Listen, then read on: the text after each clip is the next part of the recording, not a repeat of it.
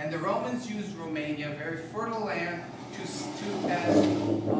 settle Roman soldiers. Like as their retirement plan after serving in the army, you got a plot of land, and so the Roman culture, speaking Latin, moved into Romania. Like it didn't move with people being settled there, Latin-speaking people, in other parts of the empire. And so, Emperor Trajan conquered Romania around the year 115, 117 AD. And then, of course, as Christianity grew, who are the Romanian people? The Romanian people is this confluence of the Dacians and the Romans together, forming a new culture over centuries.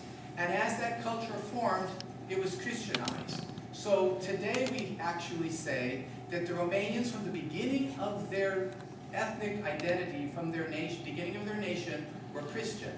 There isn't a point where you can say, here are the Romanians, as in this Latin Dacian culture, and they're not Christian, they're pagan, and then here come the Christian missionaries, and they made them Christian, as we can talk about the Ukraine and other nations of Western Europe and Eastern Europe. So, because the Romanian people were formed into this, in a Latin Christian culture. This is also very interesting because Romania was under the ecclesial jurisdiction of Rome until the 9th century, that's the 800s. It was called the Daco-Macedonian Rite. We attribute Bishop Nicetas of Romesiana, which is an area in Serbia, a city in Serbia, between the road between Belgrade and Constantinople. There was a city called Romesiana, and Bishop Nicetas, who was a Latin-speaking bishop, he was maybe a Greek but Latin-speaking bishop, and he was very active in evangelizing the Romanian people. The Daco-Latin Rite had affinities with the Gallican and the Ambrosian rites. Those are both Western rites that have been reduced to a mere monastery or two in the West. Ambrosian would be northern Italy, St. Ambrose. Gallican is a French rite that have been overwhelmed by the Roman rite as it took over the West over the centuries. But the Romanian rite wasn't Byzantine originally, it wasn't Roman, it was a Latin Daco rite similar to the Gallican and the Ambrosian rites. Christian missionaries came from the West and developed this Daco-Latin rite. And then they were forcibly subjected by the iconoclast emperor Leon Isaurus in 733 to the Byzantine Church of Constantinople. So think of the date, 733, this Daco-Latin church under the jurisdiction of Rome was basically taken over by the emperor, became part of the Byzantine Empire, and put under the jurisdiction of the Patriarch of Constantinople.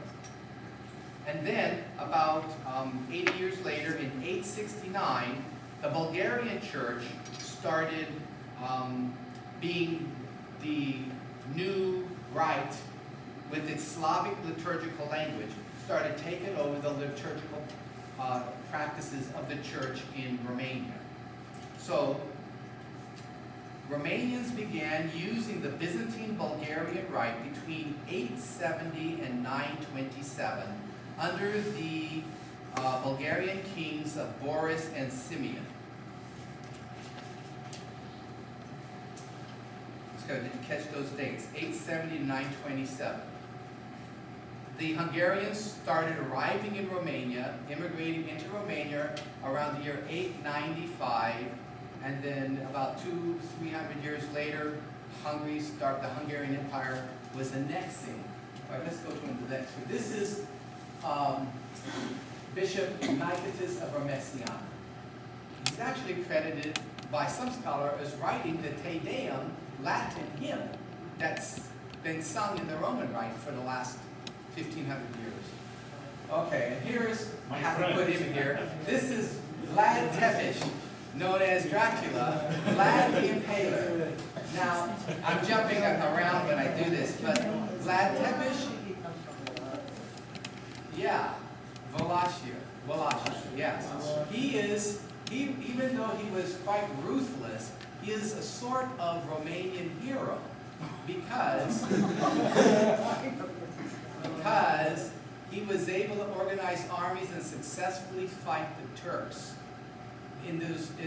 After Constantinople fell to the Turks, and before they arrived at the gates of Vienna in 1865 or something, the Romanians feel like, talking to Romanians in Romania, they feel like they're the unsung heroes of Europe because they waged a guerrilla war against the Turks to prevent them from being able to completely dominate Romania. I was told that what they would do was when the Turkish army moved into an area, they would poison their wells, burn their crops, and flee to the hills so that the Turkish army couldn't live on the land, and you could only go so far as you stretch your supply lines, and then you would have to recede back into Bulgaria. And so this is one of the ways that a weaker people were able to fight the Turks through great cost to themselves. Well, that's getting off the topic. That jumps to the 1500s when Vlad was busy doing his part fighting the Turks. He was known for being an impaler, and there's one story that my Romanian friends tell me when he conquered a Turkish army that had crossed the Danube into Romania, and he impaled them with the officers being on stakes that were like 20, 30 feet high, and the different ranks of Turkish soldiers at lower stakes, and the foot soldiers would be on short stakes just above the ground, all dead, and he lined them up in military procession along the banks of the Danube River, so when other Turkish armies would come, they could see the fate that would await them if they tried to move into Romania. So we laugh, and I'm not saying this is any kind of Christian, ideal Christian, but as a cultural aside, there's Vlad the Impaler, Vlad Tepes. Okay, may we go to the next picture, right? Was he involved in the church at all? I'm sure he was a devout Orthodox. That's before they were Byzantine Catholic. Okay, now this is the Romanian that predates the founding of the Byzantine Catholic Church. There were two kingdoms that got united, Moldavia and Wallachia, and then there was Transylvania. Transylvania was controlled by the Hungarians. And there is a polemic behind all this. The Hungarians, the Romanians were village peasants, and they were dominated by outside forces. The liturgy was in Slavonic. The Romanians didn't speak Slavonic. Even their priests may not have spoken Slavonic, and it was in Cyrillic. And so the stories I've been told that Romanian Orthodox priests predating 1700 when this union took place would be doing liturgies that they didn't really understand. The strength of Slovakia, the Slovak, Bulgarian, and Serbian church is what dominated Romania. The Hungarians took over Transylvania, and Hungary had their own empire, and the Austrian-Hungarian Empire, and then the Hungarian Empire, in which the Roman Catholics had rights, the Lutherans had rights, that would be Germans, the Calvinists had rights, but the Orthodox had no rights. Now, let me just go back. So, there is a poor Romania, as many countries in Eastern Europe have been oppressed and persecuted in various ways by outsiders for many years. Anyhow, let me continue here. In the first half of the 1500s, reform movements were introduced in Romania. For the Hungarians, it was Calvinism and Unitarianism. For the Saxons, that's Germans, it was Lutheranism, with the result that in 1556, we witnessed the dissolution of the Roman Catholic Diocese of Alba Iulia and the Romanian Slav Byzantine Diocese. not only loses its autonomy, but also falls under the jurisdiction of the Romanian Calvinist Church authorities. The Romanian bishops and priests were under the authority of Calvinist superintendents of churches, and the Calvinist nobility governed Transylvania for about 150 years. If you wanted to be an Orthodox priest in this area, and you did whatever training you could do, it would be Calvinist training. You were sent back to your parish when you were completed your trainings, unordained. The Calvinists wanted the Orthodox Church to become Calvinist, and they couldn't even get their priests ordained.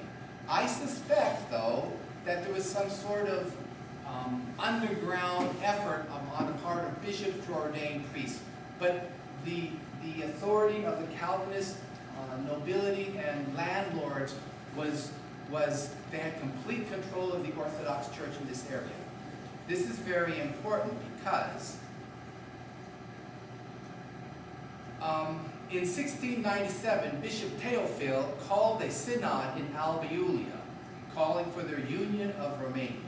The Calvinists tried to stop this union, and when he died very soon thereafter, they put their own man, Anastasius, as successor to Bishop Teofil. And he was supposed to suppress and negate any efforts of Romanian unity and cultural identity, but he reversed course from what his Calvinist masters expected him to do, and he called a synod also on September 5th, 1700. And that brought about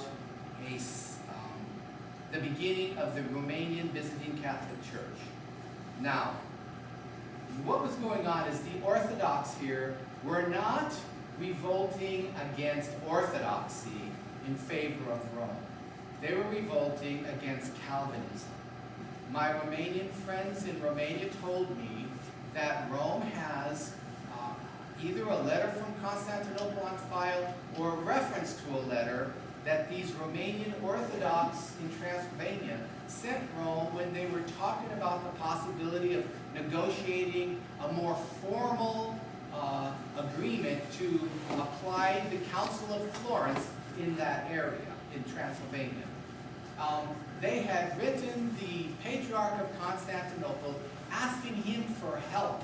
And he, you know where Constantinople is, controlled by the Turks, was completely unable to give him any kind of assistance against the either Roman Catholic, Lutheran, or Calvinist, mostly Calvinist, landlords. And so he basically said something like, do whatever you have to do to survive. And they referenced this in a letter that Rome has on file. And so what was happening was the Orthodox at this time didn't really see themselves as not in union with Rome. Because in 1438, about what is that? 12, 14 years before the fall of Constantinople to the Turks, in 1438, the Council of Florence was concluded, and it ended with a formal agreement, negotiated the various theological points and stuff between the Patriarch of Constantinople, the Emperor of Constantinople, his church, and other representatives from Orthodox lands going north into Eastern Europe, maybe even as far as Russia, who were there. And they negotiated this union in 1438. When they went back home, the Patriarch and the Emperor were afraid to mention to their own people that they negotiated a union with Rome, because the people hated the Roman Catholics because the Fourth Crusade, financed by Venetian merchants, had sacked Constantinople and held it, established a Latin Patriarch and held it for about 55 years or something. And so, until the Greeks could kick the Latins out. So, you know the reaction America had when Muslim terrorists bombed the World Trade Center and the Pentagon. We fought a whole war over that in response. What would be our reaction if Muslim terrorists were actually able to seize the whole city of Washington, D.C., and set up a Muslim government for the country, claiming to be for the country, and hold it for 50 years, because we're trying to take it back without destroying our own city. You know, that was the Greek experience of the Latin Fourth Crusade, taking Constantinople. And so the popular Greeks were going to have nothing to do with the union with Rome, even though their hierarchs had negotiated one. But the Orthodox that were north of Greece, going into Romania, Serbia, Ukraine, and Russia, Constantinople wasn't their city. They didn't have an emotional need to hate the West. And so when they heard that a union was negotiated, they promulgated it, and many Orthodox thought that they were in union with Rome. It didn't really change anything because of communications and stuff, but they prayed for the Pope, and thought they were in union with Rome. So the break between Orthodoxy and Catholicism at the time didn't seem like a big deal, because we're already in union with Rome. Most of the principles, I'm told, on the Union of Agreement in 1700 in Transylvania with Rome were reiterating the points of the Council of Florence. And so it's just like making it formal and applying it to us. Now, the Orthodox were trying to get political rights in the Hungarian Empire. Emperor Leopold did make a list of promises for them, but he didn't follow up on it. Here, let me jump to this. So, okay, just to give you an idea here, a census in Transylvania in 1733, that'd be 33 years after the Union, there were 2,294 Byzantine Rite priests in Transylvania and only 458 Orthodox priests.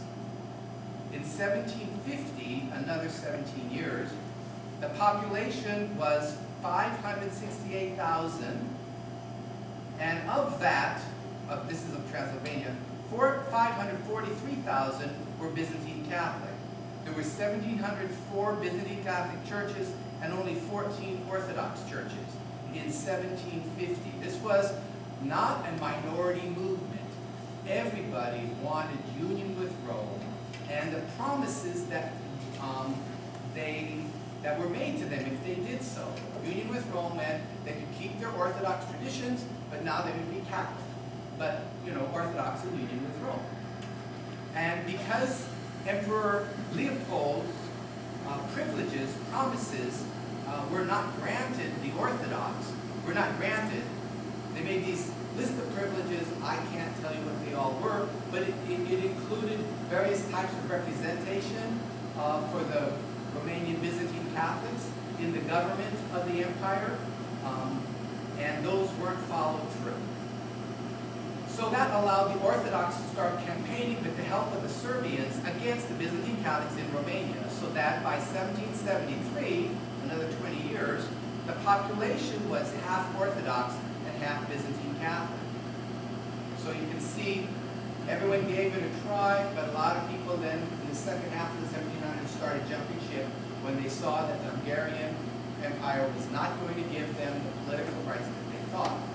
However, others stayed faithful to this, because it wasn't just a political union. There was it was also a religious union. Many of the elements of the union were based on the Council of Florence, as I mentioned. Now, if we consider that the Romanian Church was Christianized by Latin missionaries from the 2nd to the 9th century, the language of Romania and the Rite was a combination of Dacian and Latin and Byzantine influences. Then, in reality, the Union of 1700 was a return towards the situation of the Romanian Church of its ancestors. With the Union, so you may not be able to know what I just said, but I'm implying it will become more obvious. The Romanian people, speaking the Romance language, had a very strong attraction to being in union with Rome and somehow participating in the heritage of the West, which could explain for a lot of Latinizations that take place in the Romanian Byzantine Catholic Church. With the Union, many forces tried to destroy it. Calvinist, Serbian, Greek, Lutherans, Russians, Hungarians, Saxons, that's the Germans, and Roman Catholics. Why? For fear that the emancipation of the Romanian people would end the opportunities to exploit them. These groups were encouraged and directed by the Hungarian nobility, who took pleasure in finding among the Romanians enemies of their own emancipation. Now, this union of the Byzantine Catholics with Rome started a process of decalvinizing Romania. It freed the Romanian Church from Greeks who beforehand held the highest ecclesiastical positions. It resurrected a noble self-awareness in the Romanian people as a Latin, not a Slavic people, with a Western heritage. It freed Romanians from the grasp of the Serbs, even the Orthodox. Now here's an interesting thing. One of the first things the Romanian Byzantine Catholic Church did was to translate the liturgy into Romanian, the language of the people. The Romanian Orthodox Church, I'm told, took 100 years longer to make that transition because they were more under the influence and control of Serbian Orthodox bishops, who of course spoke a form of Slovaks. Church Slavonic would have been related to their language. And in fact, the Orthodox started desiring a Romanian identity also, and by 1810, Vasile Moga became the first Romanian Orthodox bishop amongst the Orthodox. 1810, the Romanian Orthodox did not have Romanian bishops, they had Serbian or Greek bishops. So you can see how there is a certain cultural, religious control over the Romanian Byzantine religion. The Union of 1700 put the Romanians in living contact with the civilization of the West, awakening in them the consciousness of their origins and of a glorious national background. Liturgical services were translated into Romanian using the Latin alphabet instead of the Cyrillic alphabet. Romanian was written in Cyrillic before 1700 and up to the beginning of the 1800s. Now, how did this happen? The Romanian Byzantine Catholic bishops started first what's called the Blaj schools. Well, you're not going to get it better, but about right here is Albiulia, and there's this little tiny village of a town that's of no significance cultural in terms of population, but it became the center of a renaissance of language, culture, arts, and sciences in Romania. And it's the town of Blaj, B-L-A-J. And the Blaj schools, first they were elementary schools.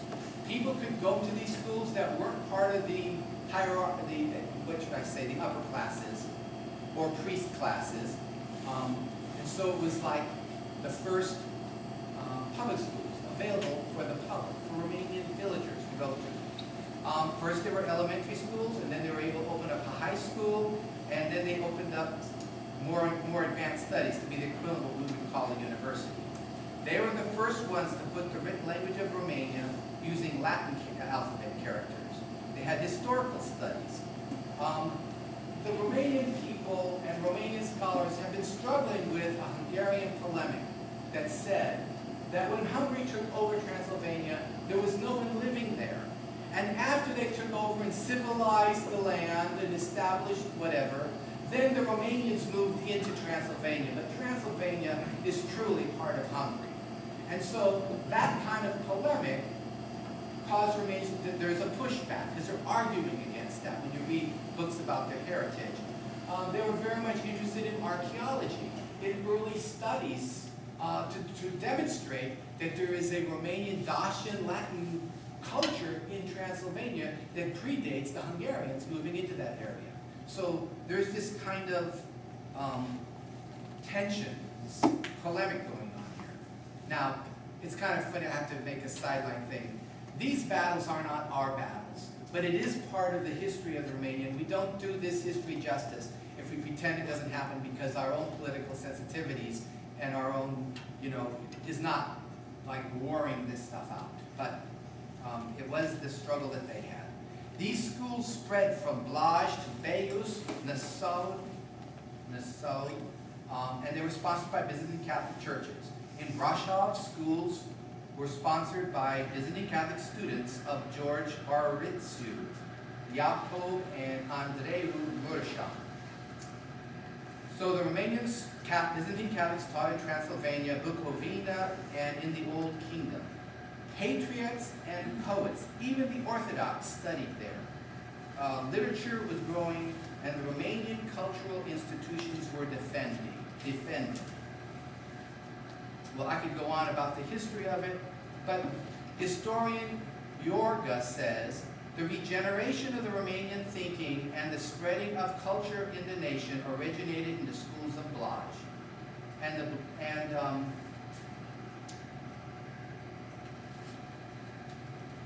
And they also struggled with, it's very interesting, the priests of the Byzantine Catholic Church and their bishops were willing, because of the dignity that they insisted was theirs from the Emperor Leopold list of promises that he gave them, to confront their Calvinist, Hungarian, Lutheran, and even Roman Catholic masters in this culture.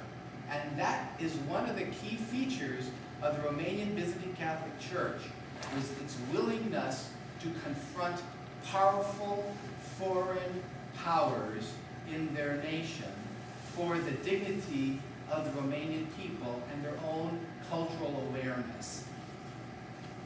And so they talked about the light of natural culture being transformed by Christian doctrine. The Blaj schools taught the Latin alphabet, historical studies, literature, science, writing, arithmetic, rural economy, Latin, ethics, mathematics, philosophy, theology.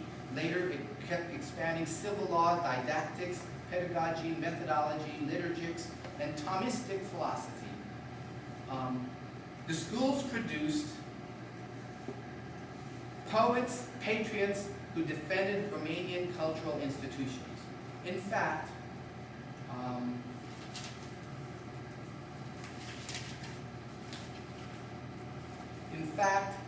in 18, I'm trying to make the statistic now, from like 1860 to 1920, in one of the dioceses, Orthodox dioceses, out of 1,500 priests, Orthodox priests, 500 of them had studied at Byzantine Catholic schools in Begus. I think it was a Begus diocese, Orthodox diocese.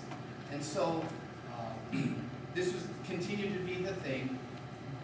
The modern boundaries, actually larger than this, after World War I, they were able to be united into one country. So as a modern state, Romania is not even 100 years old today, because the end of World War I was 1917.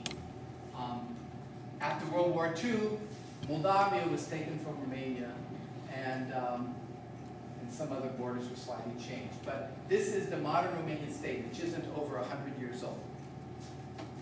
Okay, you can go to the next slide, see what that says. And that's another view of the modern Romanian state. Those are, these are the major, these are the districts, the major regions. You can continue. Okay, well, here's another point. Okay, I'll get to that in a second. In 1948, the communists, having taken over Romania about a year earlier, then implemented the persecution and the dissolution of the Romanian Byzantine Catholic Church. They arrested all the Romanian Byzantine Catholic bishops, which we'll be seeing. They're supposed to come up before that guy on that list. Well, something's nice. Okay. They arrested all the Byzantine Catholic bishops, put them in a room, tried to, it's like martyrs. Okay, well, that's all right. I'll jump in. Just leave it here, because we'll tell the story when we get to it. Okay. And maybe it's not on that list. Anyhow, they arrested the 6 Romanian Byzantine Catholic bishops, put them in a room, and tried to talk them into celebrating and signing documents for the union of the Byzantine Catholic Church and the Orthodox Church. And they refused to. They didn't really believe that the communists would pull off a complete suppression and a seizure of their churches, but they did. They threw these bishops in prison. Something like half of them died in prisons. Others were released out and then died from their wounds for being tortured, in the 1950s. And you know the story. Now, what's interesting is a point's going to come up, and that is the Orthodox had signed and made agreements with the Roman Catholics and Byzantine Catholics, like in 1946-47, to oppose communism and any subjection of the Romanian country by foreign powers, especially atheist communism. But yet, when that power came in, the Orthodox abandoned that principle, sided with the government, and participated with their approval in the persecution of the Byzantine Catholic Church. And Byzantine Catholics of Romania will say that the tendency of the Orthodox Church in Romania has always been to side with the foreign powers that dominate Romania, rather than standing up for the rights of Romanian people. That's quite a polemical statement to say, but it's sad that there is evidence to support that.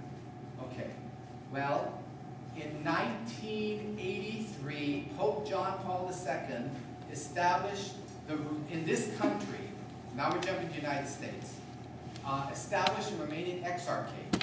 It's like a trial diocese to see if we could get organized.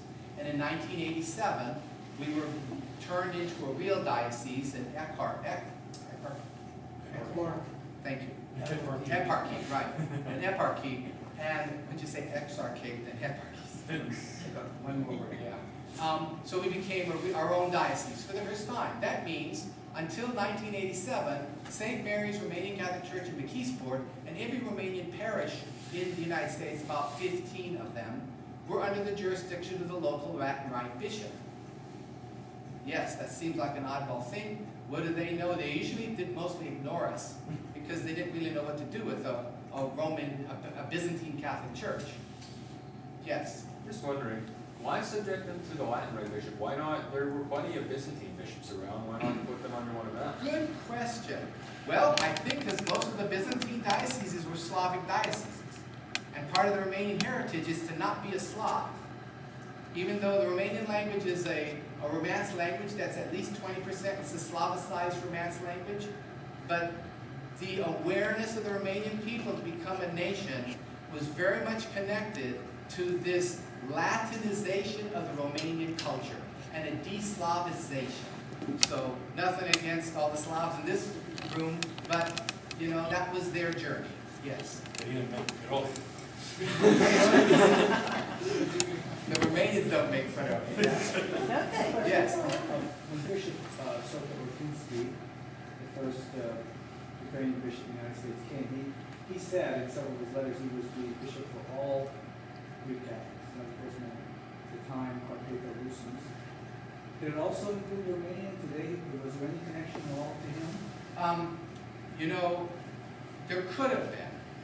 And I say that because the history of St. Mary's Romanian Byzantine Catholic Church is a little note in translated minutes of the meeting said that our parishioners, the Romanians were going to now in the last 3 months has just closed, Holy Transfiguration, Hungarian Byzantine Catholic Church. And then in 1917, 18, ethnic tensions, they wanted to kind of like have their own thing, they formed their own parish. It's interesting that in this area, in McKeesport, the priest that helped them form their own parish was a Romanian Orthodox priest. But he was only there for 3 months. And then after that, they got Romanian Byzantine Catholic priests coming. And so then they became, in the next year, part of the Pittsburgh Diocese. That's why I say been an independent Romanian, whatever, Byzantine, Orthodox, what would they be? They weren't like aligned with the Orthodox. They weren't formally part of the Catholic Church because they started their own parish, like independent thinking immigrants do. And so So that kind of thing might have been happening in other places. But generally, the Romanians, if they could, they didn't want to go the route of being with the Slavs, because their growth of their awareness as being a nation and not just little principalities dominated by foreign Slavic powers, or Hungarians, they're not Slavs, but Hungarians. You know, they were able to throw off that foreign domination by developing a cultural self-awareness that they're different than the Slavs. They speak a different language, they write it with a different alphabet, they have their own literature, and their own, and they claim the Western Roman Catholic heritage as their own. Yes? You're bored. Okay. Now, this is the first bishop of the Romanian Byzantine Catholic Church. This is Bishop Louis Pushkas, who just recently died. Let me see, I can go on to the next picture. Shall I do this? Yeah.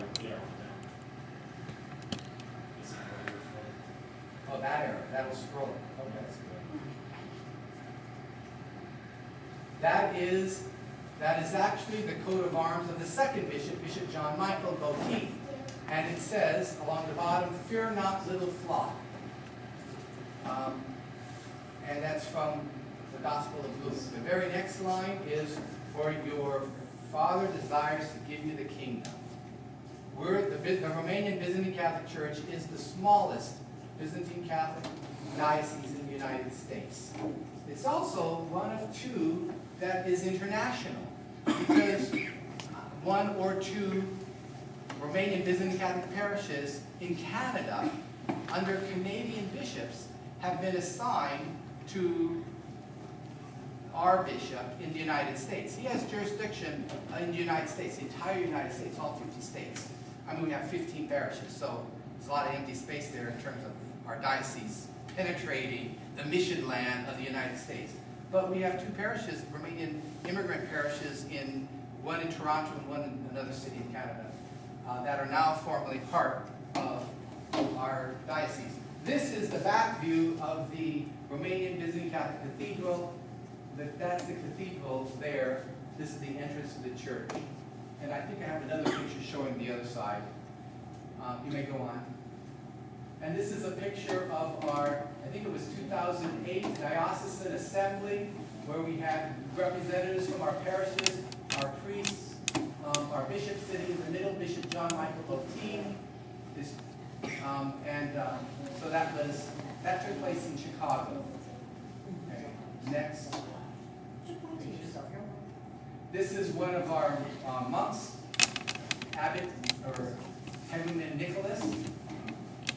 And he has a monastery which was in Southern California, but just last month moved to Nazianz, Wisconsin. So they're trying to flourish with a Romanian Byzantine Catholic monastery. He's Greek. He's not Romanian. There's not one Romanian in his monastery. But I know Ukrainian monasteries that don't, in the United States, don't have more than one Ukrainian in it. So when it comes to being a monastery, you take vocations wherever you can get it.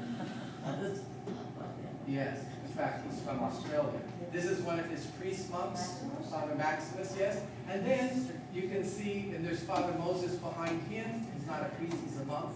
And there, I have to apologize, I forgot the sister's name, but she's in charge of the sisters who are in Seattle. Is it Seattle or Washington Olympia? State, yeah. Olympia, yeah. Olympia, Washington? Yes. And so and they're trying to be as orthodox that Byzantine Catholics can be. That's why you notice their clothing. Okay, we can go on. And this is another view from behind my bishop and his chancellor, looking at the diocesan assembly. That's a picture of my church, St. Mary's Romanian Byzantine Catholic Church in McKeesport, Pennsylvania. I'm very proud to say, last year we managed to put a new roof on the church and paint the exterior. So that's something not to sniff at for being a little church of about 110 people, counting every child that we have. Okay. There's me blessing water on Epiphany of a couple years ago. Oh, it's on a float on top. That's wax from a candle. Now, these aren't in the order, but one of the symbols of the Romanian Byzantine Church is what we call a troitsa. It's a field cross would otherwise be, there's different ways of designing them. And as I mentioned before, that one of the themes behind this talk is how do we adopt people into our Romanian Byzantine Catholic Church? People who aren't Romanian. How do you adopt people who aren't Ukrainian into the Ukrainian Byzantine Catholic Church? And so I'm playing with the idea of making the field cross, which is like a Jerusalem cross, over a globe as if to me it's a parousia symbol, where God will be all in all throughout the world. That comes from the type of catechism that I'm using in my parish, which I'll get to later. We'll go on to the next picture. Let's see what it is. Okay, there's another view of Romania. You know what the problem might be? Is when you click on this button, it might be skipping some of the pictures that are in a different format. But in any case, as I reflect on the Romanian Byzantine Catholic Church, I come up with three principles of this people, this church. One is that their bishops and priests were willing to confront civil authorities and religious authorities that were trying to oppress either the Romanian people or a flourishing understanding of their Byzantine Orthodox traditions. Two, that they were very motivated. They had a reputation, until after World War II when they were suppressed, of being the education-oriented Catholic Church, or Byzantine Catholic Church, emphasizing education and learning with a whole network of schools that the populace could attend.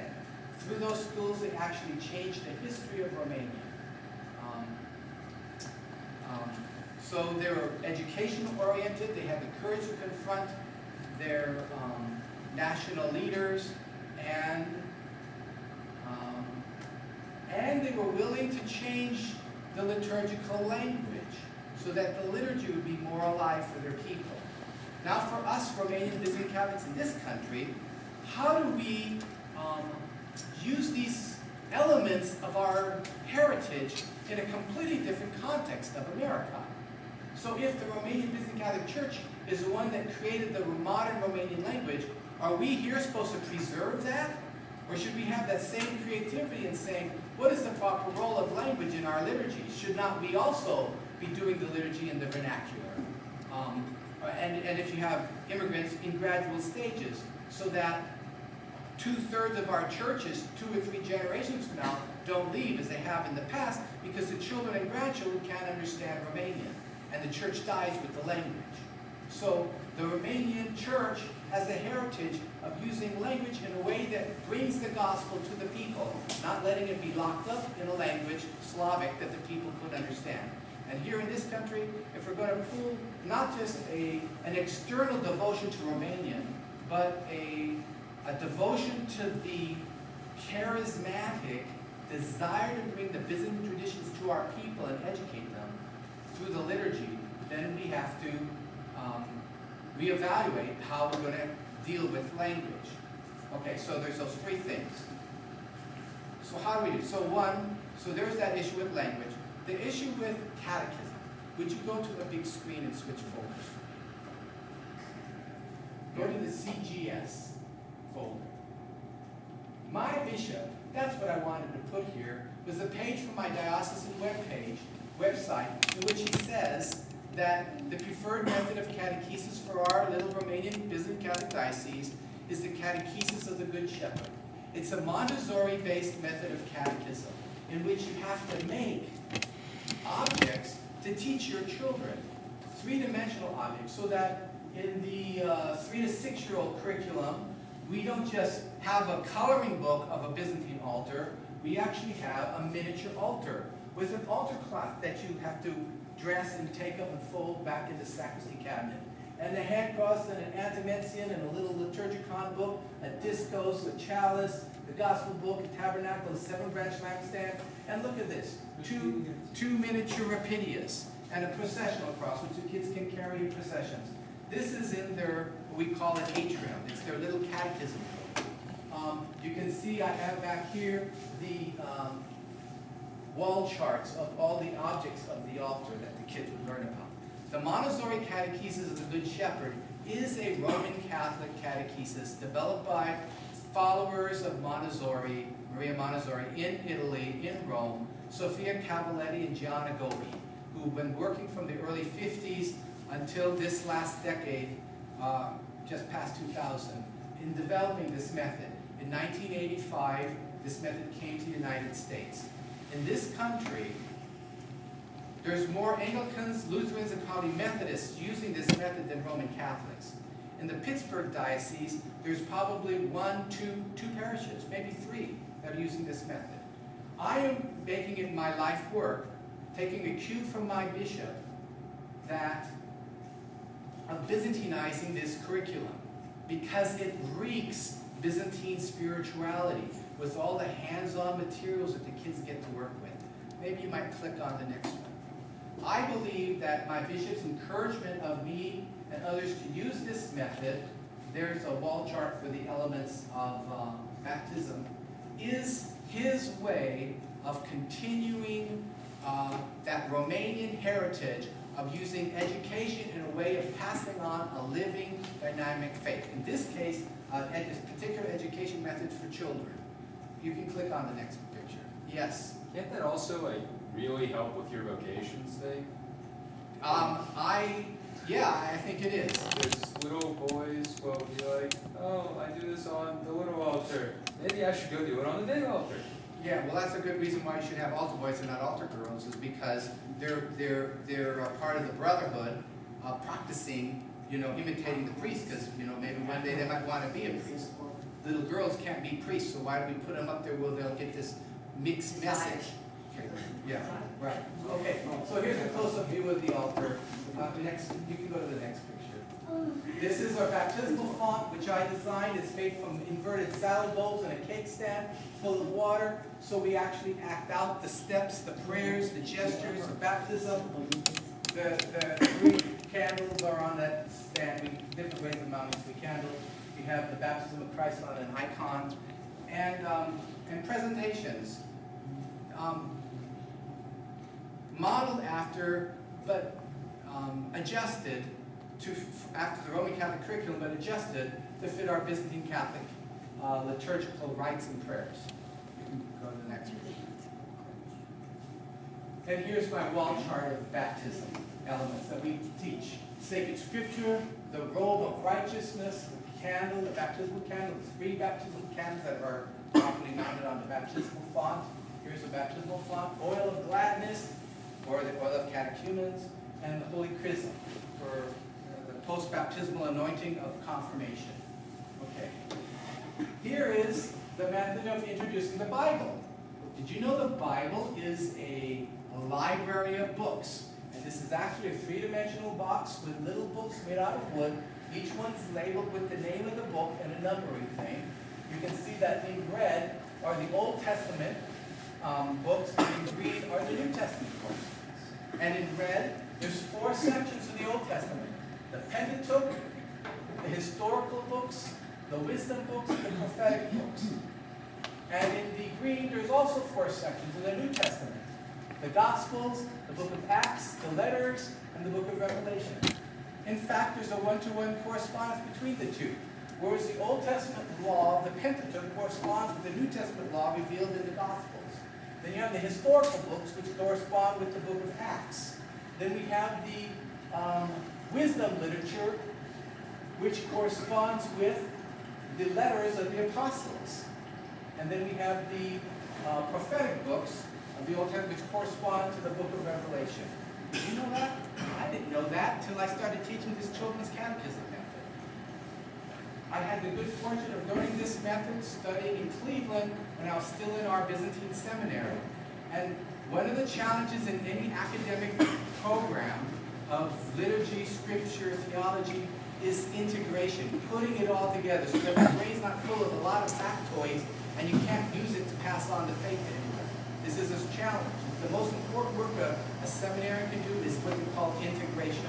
And I discovered that the hard work done by Maria Sophia Cavaletti and John Agobi was integrating my faith through this children's catechism book.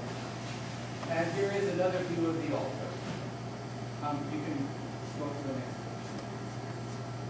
The catechesis is called the Catechesis of the Good Shepherd, and it takes its name from the motif of Jesus Christ, the Good Shepherd, and he calls his sheep by name, and they follow him because they recognize his voice. Wouldn't it be awesome if we and our children could recognize the voice of Christ and follow him throughout our lives, and not be caught up in agendas and political philosophies that are opposed to the gospel, is that we would actually have an interior reaction to anything that is not the voice of Christ in our culture. Oh, and one of my grandparents made this miniature city of Jerusalem. My children have a schematic understanding of the city of Jerusalem because they didn't remove the walls. This is the temple, this is the Tower of Antonio, where Pontius Pilate was. Here's King Herod's palace. Over here is the upper room. And the back here is the Caiaphas' house. And all these walls are removable and can be placed on a blank cardboard chart that has the lines drawn on it. So they can disassemble and rebuild the city of Jerusalem. And talk about when Jesus had the Last Supper in the upper room, which path do you think he would have walked to get to the Mount of Olives? Where they had him in the garden. How do you think he would go up there? You know, 9-year-old boys love talking about how they think Jesus would walk to the city. I mean, would he cut through the temple to see it one last time? Would he be gone around the outside walls so he would be noticed? How would he travel to the Mount of Olives? Three-dimensional displays like this grab the young person's attention. Here's me showing the children. Here's the three-dimensional version. Here's what we call the mute. It's basically the outline. And you can lift the walls and the buildings off this and place it on here and do that. So you may go on. This is a liturgical calendar. It's basically a puzzle where you can take all the pieces off. Here's our St. Philip's fast. It's 6 weeks. Then we have Christmas season, weeks after Pentecost, 6 weeks of Lent. And then we have Easter time before Pentecost. Pentecost is green. I used ordinary time, or the weeks after Pentecost, as gold, because I had to use another color. It could have been the same color as the white, because the Byzantine Church doesn't differentiate colors as strictly as the Roman does. White and dark is the main thing. But you can flip that board over and have all these pieces of wood on the floor. And then the kids put it back together. And they start learning the shape of our liturgical calendar from this sort of model. Right. This is, we talk about liturgical colors, so I have miniature photos made on little stands. We talk about what they mean when we use different colors. And when we talk about scripture, we always use what we call dioramas, three-dimensional figurines. This is the Annunciation. We've got Mary and the angel Gabriel. And the teacher reads from the Bible or from a scripture booklet, and then you use the figurines to tell a story. All right, we're going to wrap this up soon. Go ahead. See, here's another one. This is the announcement of the angel for the shepherds. So, this is a miniature vine to talk about Jesus Christ said, I am the true vine. So what does that mean? And we have the most interesting conversation. Here is, this is for the older kids. When the kids get older, you can get more abstract. And you can leave three-dimensional objects and go to picture cards and text cards. So what this is how I teach the mystery of confession. And we have 4 moments. We have the examination of conscience. And there's picture cards. Here's these here are what we call the maxims of Jesus Christ. This is the confession. And it goes to the right of the Byzantine rite of the sacrament of confession. Here is absolution, and here is penance. And this isn't done in one setting. This is like 6 weeks worth of presentations to children for them to, absorb that. And there's actually 6 months worth of presentations before you get to that point, so they understand what the mystery of confession is and what a gift of Jesus' love for us as the Good Shepherd. The sacrament of confession is the Good Shepherd going out and searching for the lost sheep and carrying them on his shoulders back to the flock. Go ahead. Next. All right, that's it. You can close that window. That particular folder.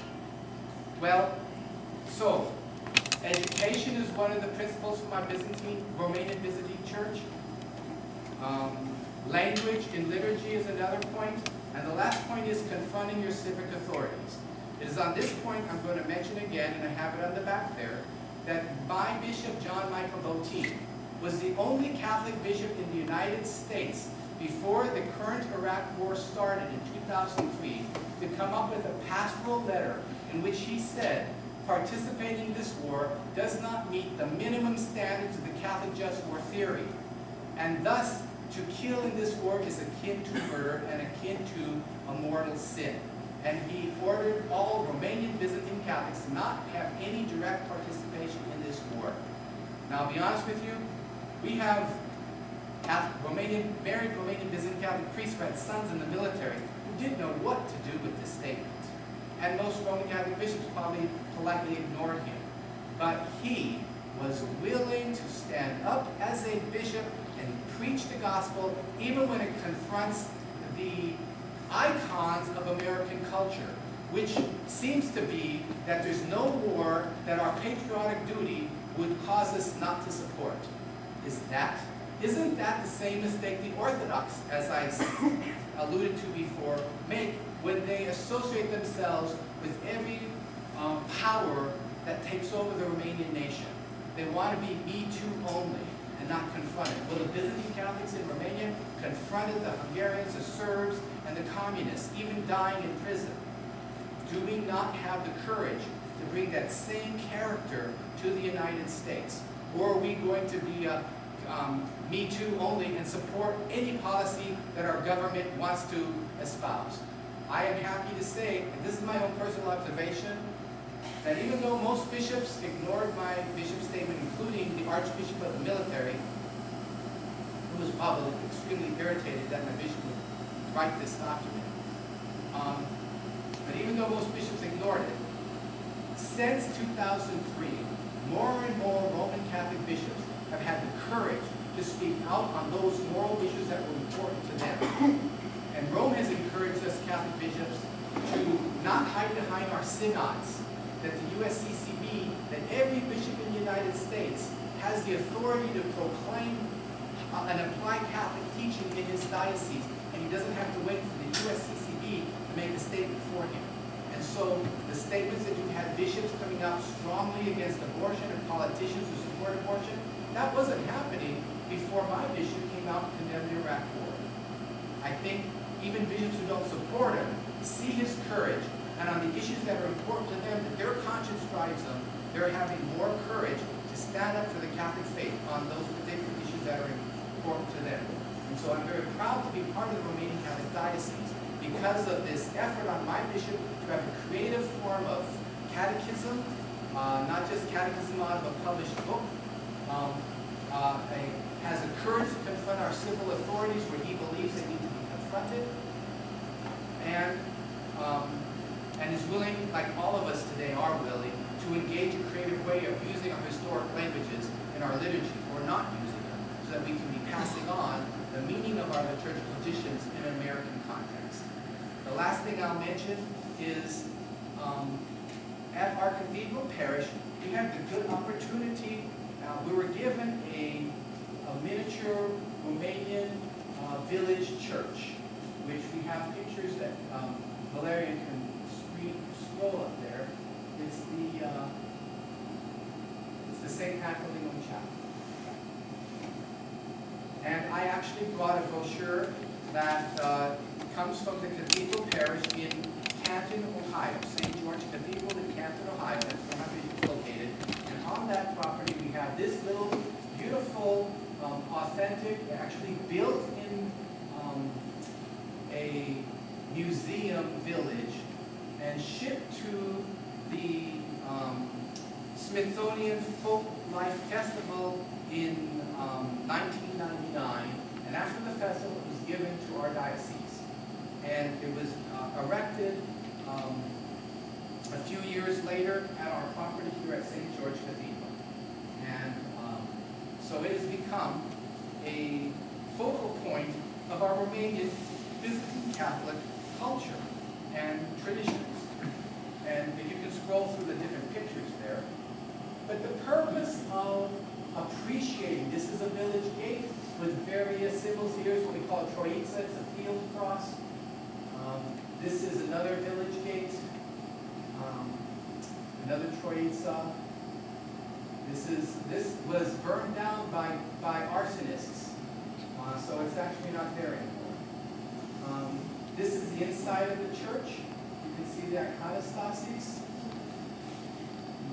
And even though the church has a pointed roof, this village church is a confluence of both Western and Byzantine traditions. The pointed roof of the steeple is Western, but inside the church they have a domed ceiling, which represents what? God coming down to earth. The steeple represents man reaching up to heaven, but the dome ceiling inside the church represents God coming down to earth, which is a Byzantine spiritual architectural feature. This is called the Fus Monument. The geographical, it's called Kilometer Zero. The geographical center of Europe happens to be in modern Nordish, in northern Romania. Rather than putting some modern monument there, they decided to make a monument much larger than this one. This is 15 feet high, which is a spindle used for, in village life, small, they're about this big, for turning wool into yarn to make clothing. Well, they made a large version of this in Romania, call it the Fus Monument, and that marks the point of Kilometer Zero, the geographical center of Europe. And we have our own little Fus Monument at St. George Cathedral in Canada. Okay, so why would we have all these old ethnic, traditional things? What is the purpose of this? Is not the purpose to say that that we're willing to have our modern American traditions and cultural assumptions challenged? That if there's some longing or attraction to this traditional village life, that what it's really saying to us is that we should be willing to think outside the box, outside the cultural box of American presuppositions, so that we can bring the gospel and our Byzantine traditions in a new way to our American context. The tension between modern and old is necessary so that we can see there's a difference. We're not saying you should go to old because old is better. We're saying whatever is attractive with the old is trying to help us transcend the culture we live in right now, our modern American culture, so that we can bring our Christian faith, our Catholic faith, our Byzantine Catholic faith and traditions in a creative way to the context of our modern culture. I guess that completes my presentation. Thank you.